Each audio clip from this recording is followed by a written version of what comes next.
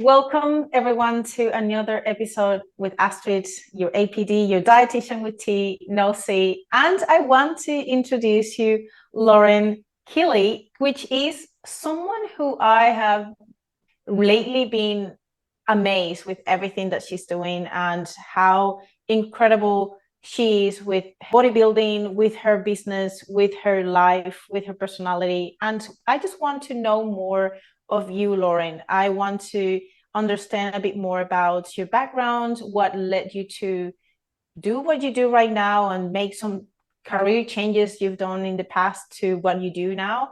So let's get started. Yeah, for sure. Thank you for that intro, by the way. How beautiful.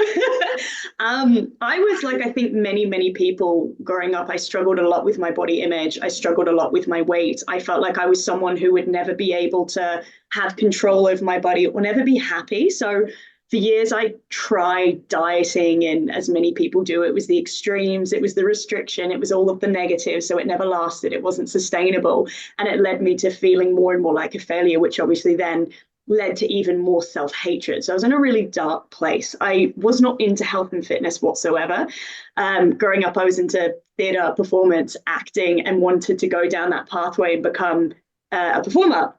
But unfortunately, I also had a lot of fear and I let that fear hold me back. So I fell into a more stable job. I love teaching. I've always loved educating. So I thought, well, I'll just be a teacher. I'll become an English and drama teacher. So that's where my old career went. I discovered competing on that journey to becoming a teacher through my theatre study, which is a bit of a random story, but I was in a theatre production which was talking about male expectations. And each of the females within it were playing a male stereotype. And the stereotype I got given was a gym bro. And because I'd never been in the gym and I'd never been into health and fitness, I didn't know what any of this meant. So I went on to bodybuilding.com and started trying to kind of do the meta acting of like, I'll become a gym bro. So I went to the gym and I started having protein powder and I started doing all the things. And in that process of becoming that male gym bro for that role, I kind of fell in love with it because I actually felt my body change for the first time in my life, and it's stayed. It was consistent, and I got stronger, and I felt good, and my mental health got better. And I was like, wow, like this feels great. So I started looking into competitions, and I thought, well, maybe why not give it a go? Let's try it. And up until that point in my life, I'd kind of always started things and given up, and I'd never quite really finished things. And I wanted to prove to myself like I could actually make it to stage and I could actually do this thing. And so that was the first time I really done something where I felt like I truly challenged myself and succeeded. And that feeling was incredible. So the prep itself was, up until last year, the hardest prep I'd ever done, because I'd only given myself a very short time. I tried to prep myself based off of what I learned on bodybuilding.com, which was not correct. It was like a short 8-week prep when I eventually got a coach, and we had to go very hard. And it took a lot of fighting with that coach to even get him to take me on, because he said, you're not in a good position for it. You should give yourself longer. He was very good in that sense. But the show itself, though that was obviously an amazing experience, what I learned about myself on that journey was the kind of ticking over point that sort of changed my life. And over the first few years of competing, I realized what it can do for people. And I did love teaching and educating, but was realizing that teaching high school English and drama wasn't for me. So through competing and learning how to face fears and learning how to step outside my comfort zone, I worked up the nerve to quit my full-time job and go and start fresh, learning in the fitness industry to become a coach, so that I could basically help women have the journey that I had had, which wasn't just about changing the body, but it was about changing the mind, the identity, realizing what you're capable of, and realizing that when we step outside our comfort zone, we can achieve so much that changes our whole life. So I guess that's my whole mission statement as a coach and for what I do in the industry. That is so amazing. I want to ask you though, you made this big career change. How did it feel? I know you started doing this prep for the first time, and that kind of opened your eyes to something that truly meant to you changes and challenging that inner part of you. But how did it mean for you to actually getting to the point that you were confident enough that you were sure that you could completely quit your job, and start something completely new that you don't even know how that was going to go? It's a great question. Look, I'll be dead honest and say I gave myself a safety blanket first. So when I was teaching and started to decide I wanted to change careers, I started studying. So it meant a very busy year. So I was also prepping at the time. So I'd be up at like 4:35 in the morning to do my training and my cardio before I went to work as a teacher. I did my work as a teacher, and then in the evenings I was studying my certificate 3 and 4. So I had to get qualified first. So I didn't quit my job before I began the qualification process. I just had to get very busy to be able to prep, work, and learn. Once I got that first certificate, I started looking at courses that would give me a bit more knowledge from the coaching perspective. By that point, I'd been competing about 4 years. So I had a lot of personal experience, but the experience of a competitor is very different to the knowledge you need as a coach. There wasn't really anything out there then. There was very little out there then when it came to prep and education. But Clean Health had courses that were very insightful. So that's what I started looking at. And I thought, well, I'll go do my first one. And in doing that, I realized how much I didn't know. So it did create a lot of resistance to quit because I realized just how much of a beginner I was within the industry. I suppose I was very, very lucky in that I was given an opportunity. When I went to those courses, I saw how much there was to learn. And I spoke to Dane, who was the owner of Clean Health at the time. And I said, how do I get a job here? Just like, I need to work here, because I realized there was no way I was ever going to be able to really shift into the industry unless I was in an environment of learning so I could learn at the same time. They just so happened to be hiring people around that time. So he said, look, apply. He said, there's no promises. You're not even in the industry. You're not even a PT. You're a teacher. So there's no promises you're going to get the job, but apply anyway.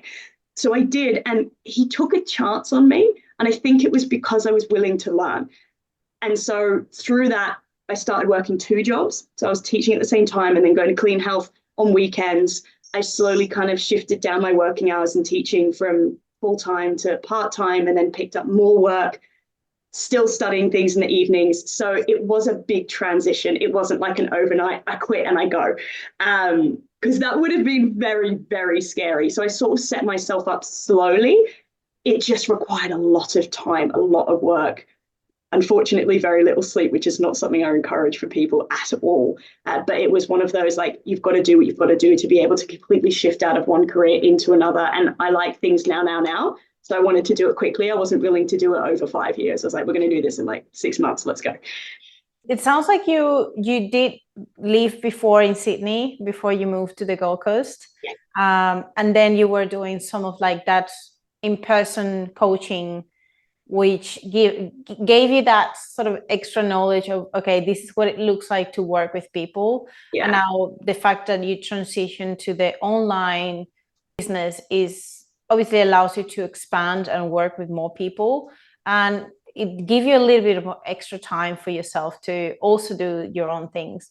Now, talk to me about your own experience as athlete and how that is so different, because you mentioned that being a very experienced athlete who has presented in stages and have been very successful and won pro cards and everything, that doesn't mean like you could be an amazing coach. So what is the difference between a really good athlete that they know their shit, they know what to do, they know exactly how to prep, how to do a peak week, they know exactly how to amazingly succeed, but why they can't be necessarily a good coach? That's a great question. And I'm so glad that you acknowledge that. You're right in that you can be the best athlete in the world. It doesn't mean you're a good coach. And it's so simple. To become the best athlete, you have to be very good at knowing yourself. Mm-hmm. To be a good coach, you have to be very good at being able to know individuals, because every individual approach is so different. I've done close to 20 preps now over the last decade, but that doesn't mean I know how this person's body is going to work, this person's body is going to work. Just because it worked for me, it doesn't mean it works for someone else. And I think a lot of coaches kind of come into it thinking, well, copy paste. This is what I did, this person can do it too. But we have different physiology, we have different psychology. People have been through different life experiences. The obstacles and challenges I faced and overcame aren't the same as others. The simple thing of I coach a lot of mothers. I haven't had kids myself. It's a whole new challenge, right? And I need to be able to, as a coach, help that person navigate their own battles, their own challenges, and their own limiting thoughts and beliefs, because the self-doubt and the things that hold us back is different for everyone, because it comes from our different perceptions of the world. So it's just the same as being a good teacher, funnily enough, being a good educator, being able to adjust teaching or coaching styles to suit the individual. This is really important to know, because I think this is one of the things that it seems like it is very common to see, that everyone now, because they know they have done a very successful prep, they are already coaches, and they are selling their services and things like that. So it is important to know that big difference.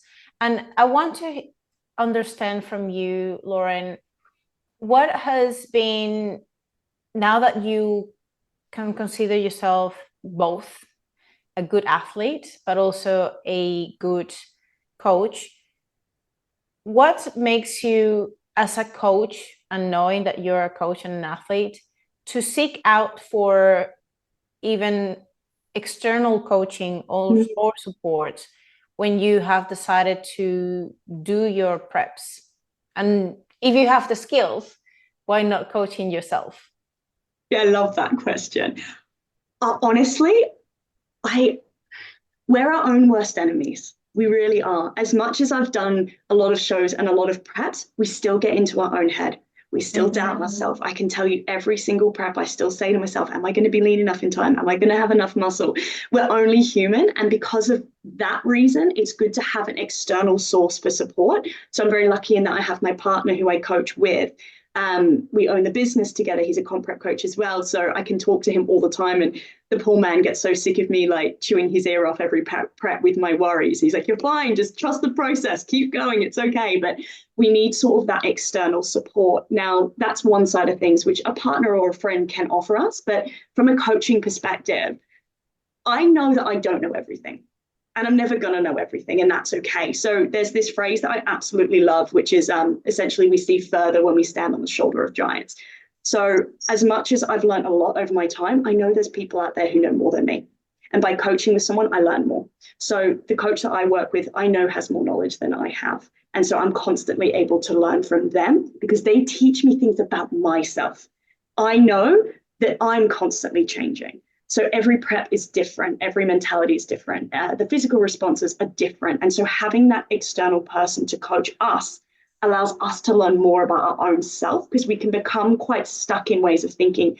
And I think if we believe that we know everything about ourselves, that's when we stop growing. And one of the main reasons I prep is to grow and to progress and to challenge myself. So having that extra person there forces me to continue to grow and to learn. And it just takes a lot of pressure off, because I love to organize things for other people. I love to do their preps.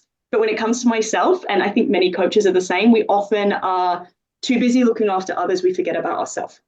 So like my programming would be left to the last minute, like my organization would be left to the last minute, which would mean my prep would not be as organized as others, because I'm thinking about my girls. So it's so much nicer mentally and less stressful to just have someone who does that for you. So all you have to do, and I think this is the key for prep, it's just like, you know the plan, you follow the plan. That's it. Know the plan, follow the plan. And it takes away a lot of external pressures. Now, there's many people that do prep themselves as well, and they do it very successfully. But I just know myself, and I know for me, I'm like, no, I need someone else to tell me what to do, so that I can just tick the boxes and keep going, so that I can also focus on being the best coach I can for my girls. Yeah, it's taking that extra pressure of making decisions for yourself when you know that you can be very hard on yourself and do more extreme things that you probably shouldn't do or you don't need, but someone else with a more fresh outlook of what is going on and looking at your data can say, hey, we're fine. We're doing good. You don't need to do any changes. Even though you want to make more changes or you feel like you're not making any progress, you're actually making good progress. And you just need to keep going. And as you said, it is that aspect of becoming more focused on what you have to do and just follow the plan, rather than trying to figure out whether the plan that you have made up for yourself is actually good. Exactly. So it can take a lot of pressure off from your shoulders. I want to say it is interesting now that I'm prepping for the first time ever. So interesting the things that I have learned in just 5 weeks of getting in this prep, as to how it changed my mind, that I was wrong a little bit about the intentions of going into prep. Because from the outside, there is obviously a lot of resistance, a lot of fear when you look at the big transformation, the amount of effort you have to put in the gym, the amount of time that you have to go away and reflect on your nutrition, the amount of restriction that it is involved, and how you have to be able to master your mindset and your eating desires, so that is not a weakness overall in your prep, because it's going to be a big part of a big challenge of the prep. That's right. So I felt like there was a big focus on, well, maybe there's a lot of eating disorders hidden behind it. And I wouldn't say that there is probably some truth to that. Yeah. And a lot of people do this because they just don't have anything else to use to hide those behaviors. And that is a big truth. But from the other point of view, coming from a 10-year experience of working on myself, because I was 10 years, 11 years ago, probably not in a good place. My relationship with food wasn't great. And if I would have gone into a prep, it would have been a disaster. It would have been like the worst thing for, not just for my physical health, but my relationship with food. My eating disorder would have been like even heightened and worsened.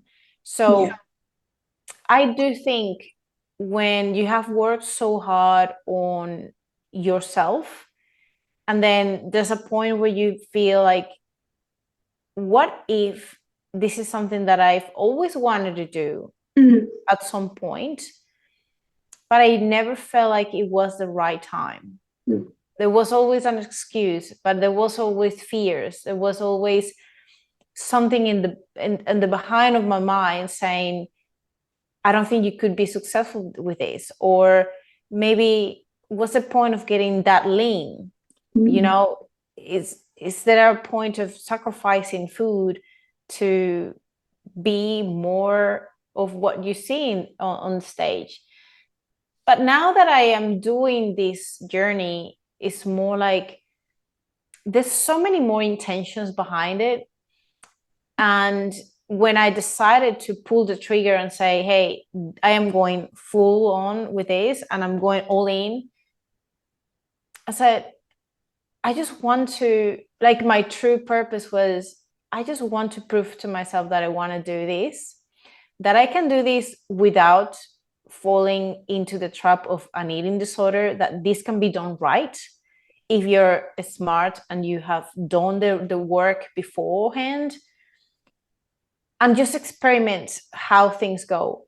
And beyond that, it's just that feeling of knowing that you're working for something, especially if you have this background athlete of, I feel like an athlete. And the last time I did something athletic that I felt like, oh, I'm actually feel like, you know, this sort of person who acknowledged that you are an athlete, is when I was doing my half marathons probably 14 years ago. Wow. And then I got injured. My back was really, really bad hurt. And I couldn't even run as much anymore, because anything with high impact would trigger the pain.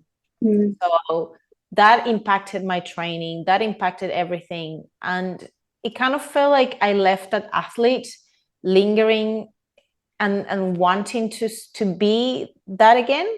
So over all of these years, I've been lifting and training hard, and like always go and push myself. Like if I was going to compete next week in a any competition. Like I always was on ready to go. So I said, I have been building my body for so many years that now, like, I want to prove myself that I've done something for it, and I have a purpose. So it's just like acknowledging how many things can go behind the intentions of prepping and how much you learn about yourself. It is so amazing. So I want to ask you, Lauren, when it comes to doing these preps, there's a big challenge when it comes to working on this perfect trifecta of mindset, training, and diet. Where do you feel is the right spot when it comes to knowing that you're doing the right thing? You have the perfect plan, you have the perfect diet, meaning the macros, it's all set up, but the weak link is the mindset. If something goes wrong with the mindset or with your level of focusing on what you're doing, and everything else can just be completely falling apart. Yeah, that's a cool question. I think there's a few facets to it. So one is that why. It's the reason why that person's competing. And so we're really big on people truly understanding that why, and not just from a surface level, because the surface level is like what we say to people when they ask us, when someone says, so why are you doing this? We say, oh, I want to challenge myself. I want to prove to myself I can do it. That's not the real why. So we really encourage people at the beginnings of their preps to use the 7 layers deep exercise. If you've not heard of it, you ask why 7 times. So if you're doing it to prove to yourself you can do it, you then ask why. Why do you need to prove to yourself that you can do it? Mm-hmm. Because in the past, I've never done that before. Why? I've always had self-doubt. Why? We get deeper until we get to the root. And it's very emotional, very deep. And that why drives us. So when we get to the depths of it, we realize there's things within us that are driving us to do it. So if we're struggling with mentality, one part, reminding ourselves of why we're doing it helps. I think the education and knowledge piece is huge. A lot of people's experiences of prep is they're just told do this, but they don't know why. Just do it. And when we don't understand why we're doing something, humans naturally can have resistances to that, especially if it's hard, especially if it's challenging, especially if our mentality is having, a down day and we're having to do something and we don't know why we're doing it, we can reject that. But if we understand the why, so we like to educate our clients on like, this is what you're doing, this is why you're doing it, here's what happens if you do, here's what happens if you don't. So if we're having a hard day mentally, we understand the repercussions of our actions and behaviors, and we're more likely to kind of stay on top of things because we understand the path that we're going down. So it's that kind of education side of things as well. And then just honestly being kind to ourselves and knowing we're going to have hard days mentally. We don't always want to do it. And that's coming from someone who's been doing this for a very, very long time. And I love it. I'm so passionate about competing. But trust me when I say I have days where I'm like, why am I doing this? I don't know. Everyone does, because we're pushing ourselves out of our comfort zone. We're challenging ourselves, and that's not easy. It's not supposed to be a process where every day is perfect and every day we want to do it. But the essence of it is those tough moments when we don't have the mentality on point, when we're struggling with motivation, when it's hard, and we overcome that. That's the growth. That's the progress. So it's knowing that that's part of the journey as well. I think it helps. So when we have those down days, it's like, it's okay. It doesn't make me a bad athlete. It doesn't make me a bad competitor. It's part of the journey. When have been some times for you where you wanted to quit? Every prep. Every single prep, I have had at least one day where I have said to my partner, this is it. This is the one I retire. I'm done after this. I can't anymore. Every prep. When it gets really physically tough, when I go through the self-doubt of, am I going to be good enough? Have I worked hard enough? Have I given myself enough time in my progress season? Like all those questions, I always go through it. And that's where we take that step back and we go, okay, but why am I doing this? And a lot of my why for competing is it's less about the show day and it's more about that process and that journey of just becoming a better person every time. So it's in those moments where we want to quit. That's where it's like, no, this is where we keep going. This is where you prove to yourself that you can pick yourself back up and you can keep going. So It's happened a lot on the journey because we do still have self-doubt, but the more we do something, the better we get at it. So the first prep's always the hardest, but the more you do it, the more you learn about yourself, the more you realize, here's the sticky point, I will get through it. So it gets easier to overcome those moments of wanting to quit because you know that there's kind of there's a light at the end of the tunnel kind of thing, or we want to look after our future self. I know for me, for my journey for so many years, I was sick of feeling like I let myself down because I didn't do what I said I wanted to do. So that's a lot of my why, is respecting and loving my future self. So in those moments when I want to quit, I say, well, how are you going to feel tomorrow when you wake up and you've quit? You don't want to feel like that. You're not that person anymore. And so that kind of kicks me back into gear to go, I'm not that person anymore. And it just comes down to us. We make that decision, right? It's like at the end of the day, we do make the decision to either do it or not do it. Sometimes it's not easy. Sometimes we have to go through a little bit of like digging through the mud to get there, but we keep going by choice. You said something that is interesting, which is the first couple of preps are the hardest compared to the ones that you do as you continue doing that. Now, for those who decide to do this for the first time ever and then they don't do it anymore, do you feel like they are shooting themselves short, saying like, well, I just wanted to try it out and I just didn't like it enough, or they just didn't have the enough time or exposure to actually feel like they were good at it? How do you feel? What do you think about those who just do one and then they just don't do that anymore? I think you're partly right in that some people do have a really negative experience, which it shouldn't be, because yes, it's going to be challenging. Yes, it's going to be hard, but it shouldn't be really, really negative. If it is, then there's been something wrong on that journey. So I think if people have an experience where they do go through that hard and that challenge, but they overcome, that's where they're more likely to want to keep competing. And I think there's this idea that competing is just what we all determine as the prep, and that prep is the cut to stage. But what a lot of people forget is it's the whole journey.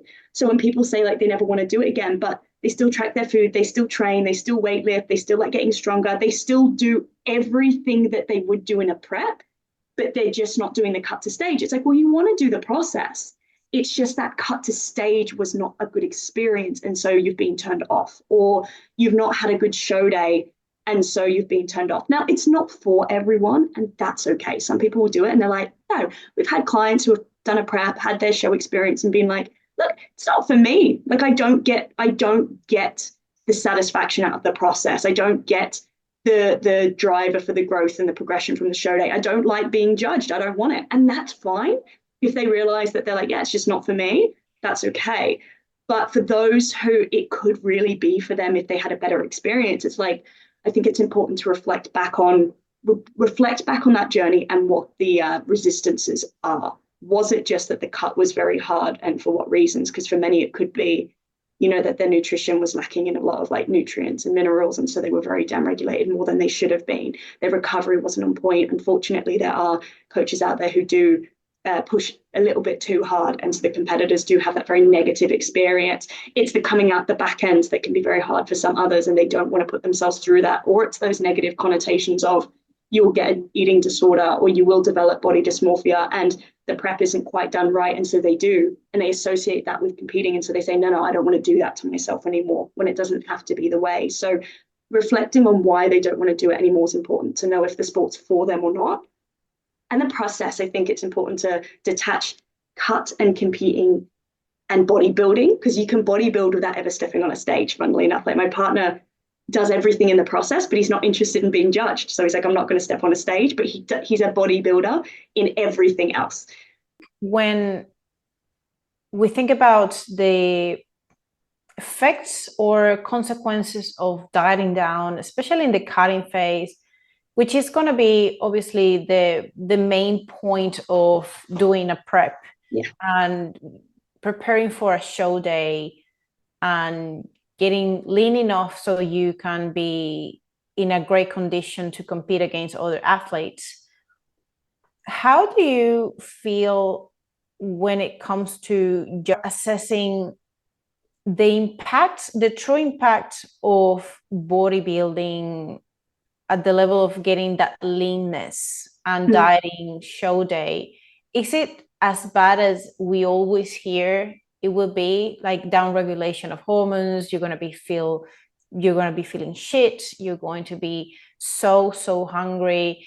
It's like, it feels like everything is so negative that it can be so scary for so many people that I don't want to go through that. Like, Yeah. I don't want to have any metabolic adaptation.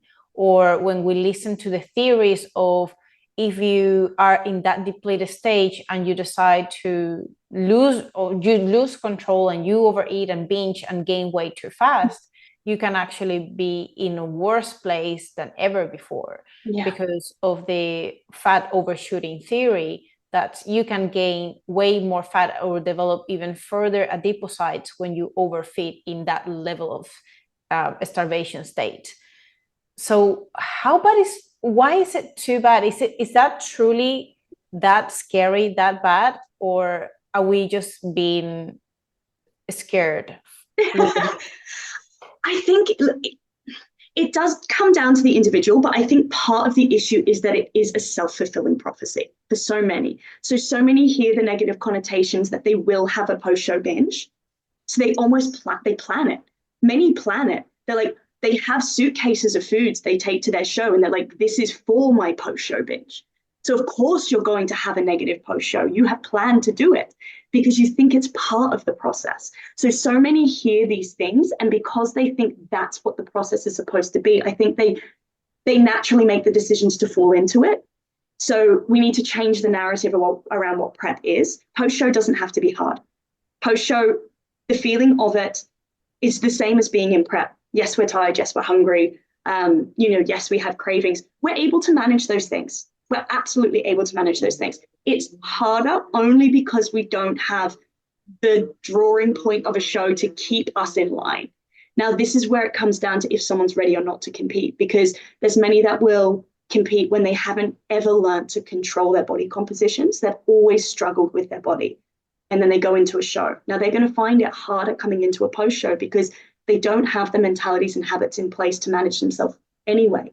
But someone that does, it's still hard, but it's simple in the sense that it's like, well, they just revert back to what they usually do, how they look after themselves, how they manage themselves. So part of the issue is, I think, people coming in when they're not quite ready and pushing themselves a little bit too far. That's the other aspect of it, is how we see prep is every time we compete, we can push a little further. What I do in my preps now and where I take my body now, I could not have done 10 years ago. I couldn't. I would have developed eating disorders and body dysmorphia and issues because it's very hard. But what I used to find hard when I started is how I live my life now. So that no longer feels hard. So it's also knowing just where someone should push if they're a first timer and where their skill level is at. If someone has never been what we would say is lean, well, if they've never been below 20% body fat, taking them to 16 is going to be hard because that's the first time they've ever gone there. If for their first show they get down to 9, that's a lot. And that's really challenging. So we'd say to them, cool, let's start in a category, that you're not having to necessarily get as lean in. Some people come in and say they want to be fitness, which requires a very challenging level of condition. We're like, let's start with a different category. Let's start here. Or if there's someone that wants to do that for the first time, but they've never experienced getting that lean, we'll do a practice prep. Let's get you from that 20 down to that 16. Then let's do a recovery. Let's spend some more time getting your body right. Then we'll go into that prep. So we're not going from 20 to 9. We're going from 16 to 9. It's stepping stones on that journey, and people want to take the big leaps, which it's kind of, I like to think about it like someone who has never, ever played professional basketball before jumping onto a professional basketball court with the big boys. It's like, you're going to get your ass kicked because you've never done it before. Start in the amateur leagues with the others, start at the beginning, go and do a class first, see what it's like. So doing practice preps, learning where you can take your body, and you get better and better at that every single time. So I think if there was a little bit more, I don't like to say respect of the process, but the best way to say it, respect of the process from both a coaching end and a client end, competing end, we wouldn't see this negative stigma because it's not, look, I've been through some tough preps where I have wanted to quit and I'm like, this sucks, but ultimately it's just being tired and hungry. Yeah, it sucks, we're moody, but it's not that bad when you get used to it, because it's like, this sucks. But when people feel hunger for the first time, a lot of them really fear it. They fear hunger, and they get the psychological response of, I need to eat, I need to have this thing. It's less of a physical response, it's that psychological, which is the challenge. So I don't think it's not as bad as is said, but some people's preps are, because the right approaches aren't used, or they're not quite. Very true. And I can very much relate to what you say about that psychological aspect of fearing hunger, because that's where I was before. Like, if I had any sort of dieting below 1800 calories and I felt that hunger, I was already panicking. Like, it was in a panic mode. It was like, it's like this defense mechanism that says, like, this is really bad and it's scary, until I no longer felt that way and said, look, it's okay to be a bit hungry. I'm not going to die. I can definitely survive. I just need to be smart about my choices, being very in tune with my hunger regulation and plan for it.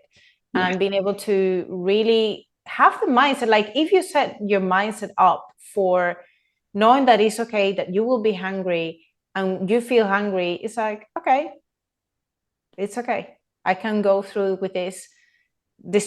Get me distracted, get me out of the house. And I promise I don't think about food anymore, because hunger is if it's physical hunger, it's going to be coming in waves. And that big wave of hunger, if you're able to manage it, distract yourself, drink a lot of water, and get you through doing something different, that waves goes down. And your body is able to completely regulate that amount of physical hunger until there is another time that your body is already used to eating. Let's say you used to have 3 meals a day. You will regularly have hunger around those periods of times. So if you teach your body, okay, because of my lack of calories, I'm just going to be smart enough to have only 2 meals a day instead of 3 meals a day, so I can actually feel like I'm still eating a lot. And it feels like, to me, that's a big change I've done early in this prep. Just like, I'm going to eat only 2 meals a day, but these 2 meals a day are going to be so, like, decently volumetric that feels like I'm not necessarily dieting, and I feel full. Like, oh man, I am full. Like, I actually feel like I'm not leaving anything behind, and I'm eating my calories. And that is a psychological aspect that I think is missing in a lot of competitors, that sometimes they feel like they have to eat 5-6 meals a day. Like, I can't eat like a bird. And like, at the end of the day, I have just like a cracker and with just cheese. No, I can't. I have to eat a lot. So I feel like my brain is, okay, you're eating enough. It's okay. I totally agree with that. We actually do often teach our clients, as they're coming into their cuts, to eat less often, but eat bigger meals, because it's more satiating, because it's better psychologically, because you can have more balanced meals. And ironically, I think it's going to lead to less food obsession, because you're not thinking about food as much. You're not in the kitchen as much. You're not going to your meals as much. If you're having to eat 6-7 times a day, that's 6-7 times a day you're thinking about food. You're waiting for your next meal. When you've got 2 or 3 meals, you eat, then you're like, right, let's go get busy, because I know I'm not eating for hours. You're not thinking about food because you go distract yourself. So it's better for coming out the back end of show with a healthy relationship with food as well. So I totally agree with that approach. That's amazing. Now, I want to know more about your recent story. I know that you have spoken a lot about it, but you have decided to transition from federations.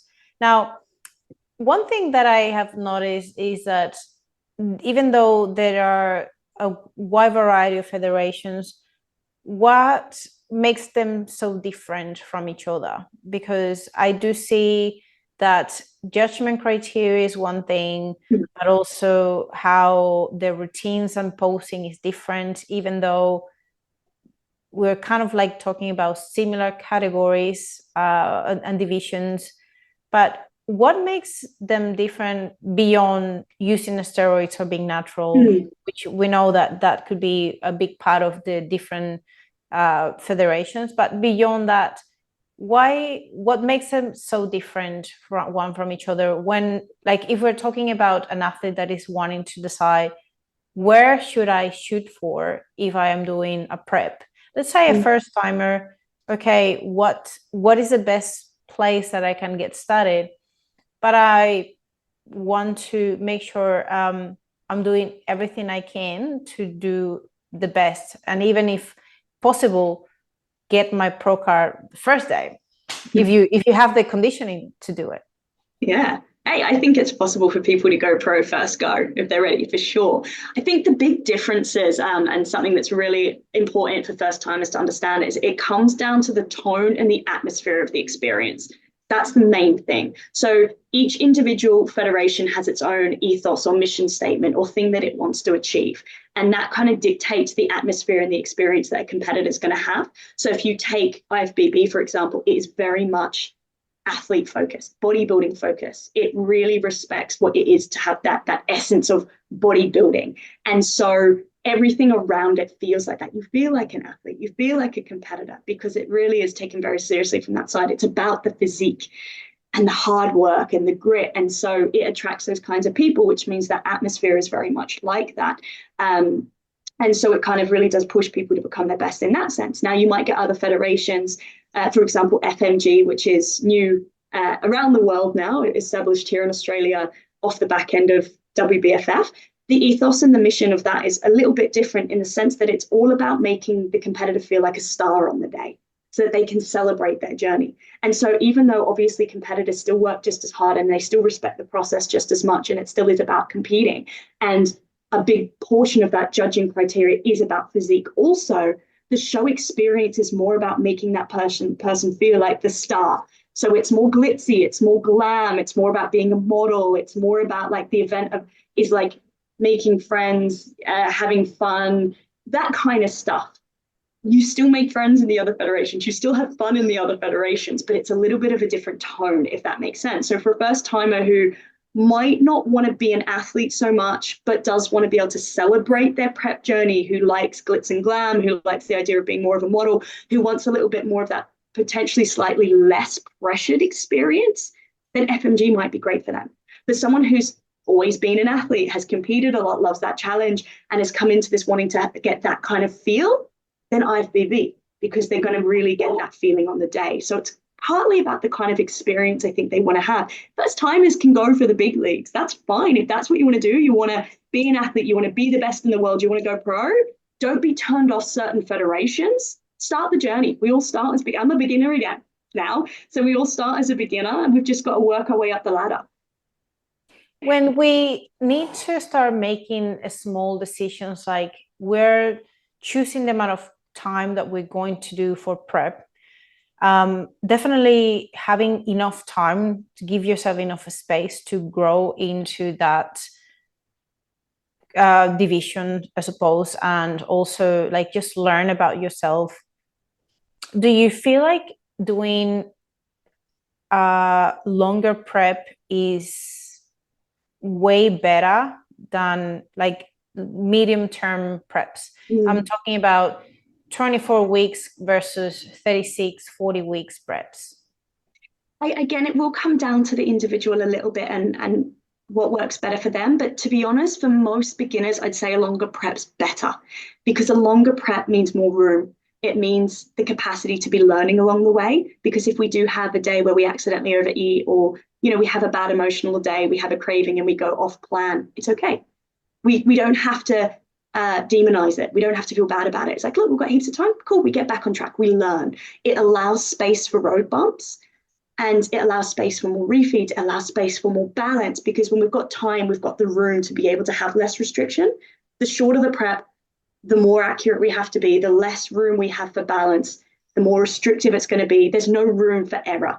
And for a first timer, that's very hard. It's expecting perfection the first time, which no one who's learning something should have to do. The better you get at it, the shorter the preps can be. So my first show was wrong. I should not have had a short prep. That was a mistake I made. And I realized very quickly a lot of lessons, it caused a lot of issues. After that, I learned I need longer preps. As I've gone through the journey, now the most recent show that I did, it was essentially a 3-week prep into a show. It was a very fast turnaround, and then 6 weeks into a national show. I would never put most competitors through that because it's hell.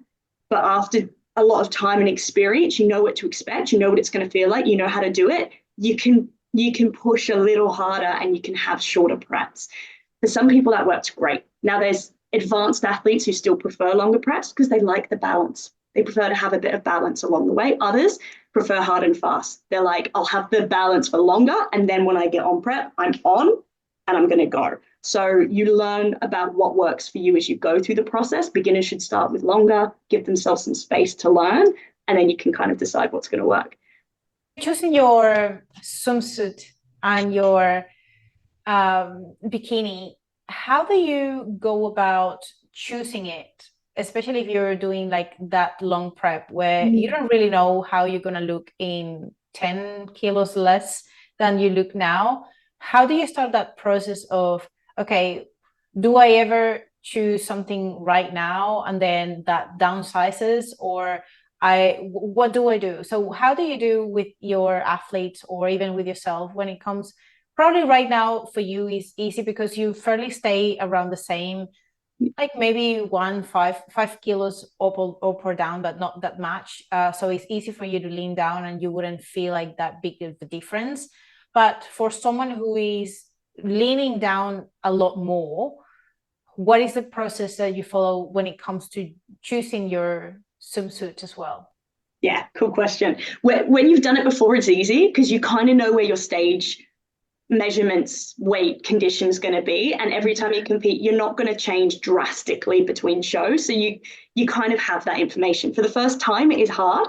We start with the design, so it's like pick colors and designs first, because that stuff, it doesn't matter what size you are. So it's like you want to be picking a color that's going to pop on stage, that suits your eyes, suits your skin tone, suits your hair, that kind of stuff. In federations like IFBB or ICM, it's a specific cut of bikini. So you don't have to choose essentially the style. The style is there. In FMG, you can choose different designs. So think about, we say to girls, what makes you feel confident? Like some girls, they like wearing like choker necklaces. So like, cool, have a design that's got like a choker or something like that. Or if there's someone who is in, let's say, their fitness and they have really broad shoulders, you want to show that off, get a cut that shows that off. So you start thinking about the cuts of things and the styles and colors.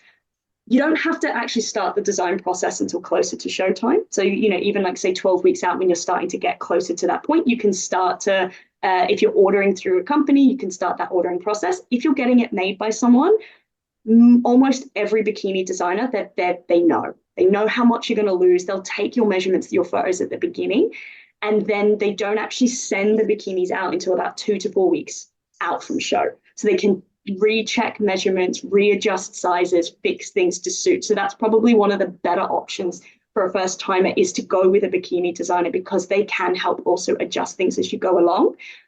For people who want to go like secondhand or get something that's already made, it can be a little bit more challenging, but you can get bikinis that are a little bit adjustable. So for example, you can get ones that will have a few notches for the canets on the bottom. So if the measurements aren't quite right, you can bring it in a bit tighter, or you can loosen it up a little bit. So I would just say go for a design that allows for a little bit of extra kind of adjustments. The tops tend to be pretty okay. You can adjust the straps. I just say to ladies who don't have their boobs done, be aware that they're going to disappear. So the cut size is probably going to shrink at least 1 or 2 cuts. So get it a little bit smaller from that side. So that's what we do with our first timers is we do take we guess. It doesn't sound very professional, but we take calculated, educated guesses based off of experience of working with hundreds of people. We know where their approximate stage weight is going to get. We know approximately how much they're going to change in a size perspective, so we can guesstimate their measurements and give them an idea of what their sizes will look like. That's awesome. I'm excited about the process that I'm doing as well. I don't have a clue what I'm gonna do. If I'm honest, I don't have a clue what I'm doing with my life, but I'm just pulling the triggers and just showing up and doing what I have to do. But one last thing I'm gonna ask, and then I probably will have to have you again in another, because I have some more questions, but I don't want to abuse your time. is Okay. you have to embrace a personality on stage that probably is not always your true self. Mm. And I am finding very impressive challenge with my personality that I'm trying to grow into what I want to show up on stage. But how do you work with that mindset of that identity of becoming that person that is showing up on stage, that is probably a bit different and move different and shows up confident and different to what you do in real life? Because I've noticed when I started just posing recently and went to an IFBB posing clinic, I felt like it was so difficult for me to feel like I fitted in, and I didn't really know like how to easily just move, and you know that you're showing your ass to everyone, and like you, especially if you're someone who's more private and more intimate, like that could be so like contrasting with my personality. But I do want to become the person, but it feels like, how am I going to ever do that? It's incredibly intimidating at first because we're learning something completely new and something that we don't do. That's the thing. We do not walk around in heels, sticking our butt out on a daily basis. Well, some people do, and that's fine, or, good on them. But most of us do not. And so it is very, very intimidating. I don't know if this is gonna ease your mind now, but trust me when I say, when you get on stage on show day, you will become that person, because you will be that person. One of the reasons why we can't be that persona now as we're learning is because we're not there yet. We're still learning. So I always say to my girls, confidence is simply knowing we know what we're doing. And when we're learning, we don't know what we're doing yet. And we know that we don't know what we're doing. And that's where the self-doubt comes in. So when you continue through your practices, you get better and better and better. The first step, it's just the poses, it's the movements, it's the foundations. It's not even about facial expressions or personality. It's nailing in those foundations. Once they're there and you know them, then the personality is going to start to come out, because you're not thinking, what do I have to do next? Where does my arm have to go? Am I sucking my stomach in? All of that's happening because that takes a lot of cognitive effort. So once that cognitive effort has become second nature, then we start to come into that person who knows what they're doing. And as your body changes, you become that person too, because you see yourself as that athlete. Yeah. Even me 20 weeks out from a show, I don't feel like I feel on stage. When I'm doing my posing, I don't feel like that person because I'm not yet. And I'm looking at myself. I'm like, I can't see the lines. I can't see the condition. I can't see anything. So it's partly trusting that you're going to be where you need to be on show day, and knowing that when you look like that, when you're stage lean, when you're tanned up, hair's done, you've got the makeup on, you're wearing, even just having the stage bikini with the stage tan, the difference that makes in your confidence is ridiculous, because you look at yourself and you'll be like, oh my God, like this is me. That brings it out, so that you're going to be nervous, but it also brings an excitement in, especially those last couple of weeks, and especially on show day, where you're like, I want to show off what I've done. And that's where the personality comes out. Look at what I've achieved. Look at who I've become. I want to show these people this. And so we forget the more intimidating things and the things that, we do perceive as, say, intimate, like being in a bikini and showing our bum to people, because we start to, it's no longer sexualized at that point. We're like, look at my glute tie-in and look how much condition I have and look at my muscle. Like, we become completely desexualized and completely just the athlete. And if you're an athlete, you're someone that's competed, you've done marathons and things like that, that part of you comes out in the sense that you're like, well, I want to show what I've done. You don't have to be a confident person, because I'm not. I'm actually a very shy person. And every time I'm about to step on stage, I feel nauseous. I feel like I'm going to throw up. I'm shaking. I'm like, I don't want to do this. But when you step out there, you're like, this is it though. This is the hard work. So the first step is, it's literally just, unfortunately, having to go through the hard, having to get angry and grumpy because we're not getting it right, having to go through the sticky part of learning, and knowing that as you keep getting better at the foundations and as you get closer and closer to show day, that you will come out. And then put yourself in uncomfortable environments, like what you've done. Go to workshops where you're in front of people. pose in front of people, because that's the other sticky part. We don't feel like that person, and it's hard to put that person, like that personality on, because we're not in front of others. So it's learning how to almost flick a switch. And it's just practice. It's just practice. So your confidence will come when you realize that you know exactly what you're doing. You're like, yeah, I could do it in my sleep. And then you'll be on. Okay. It's going to be so scary, but yeah. I'm all for it. So girl, I'm so thankful for your time, and it was amazing to have all these questions for you. Projects. I will over this year, I want to do more educating. That is actually one of the big passions, is to start to see a shift in the competing space and all of these negative stigmas. And the only way we can see that narrative change is by teaching people how things should be done. So over the course of this year, I want to start doing seminars. It will start on the Gold Coast and then maybe across Australia, we'll see. So people can keep an eye out for some of those if they want to learn a little bit more about prep, training, mindset, all of that kind of stuff. So I suppose those are some projects that are in the works at the moment. Oh, that's awesome.